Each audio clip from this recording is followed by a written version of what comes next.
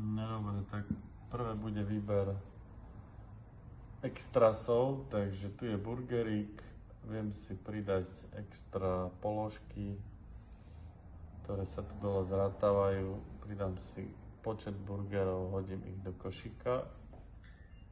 To je možnosť číslo 1, možnosť číslo 2 je konfigurátor burgeríka, úplne od piky, takže vyberem si, akú chcem žemlu, akú chcem natierku a akú chcem výplň.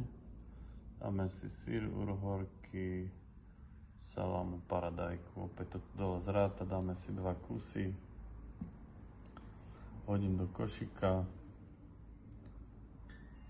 a v zásade môžeme si tam hodiť jedny čipsy, ktoré mi tu ponúka, a môžeme ísť do košíka zaplatiť. Tu zľavu mi ukáž, to som hovoril, že máme. Zľava bude cez takýto voucher NFC-čkový, vložím, priložím, nahodí sa kód, ktorý sa aplikuje, tu je kupón kód 5 € mínus.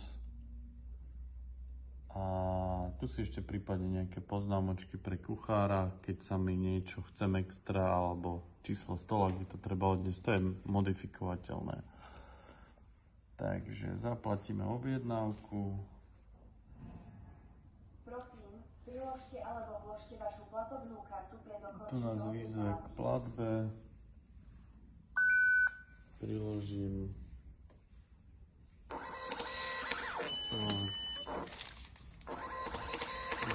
fiskálny doklad a dole vychádza bonovačka v kuchyni s objednávkou na 2x burger. Toto je build, tu sú vylistované položky, ktoré tam chcem mať, a tu sú fries.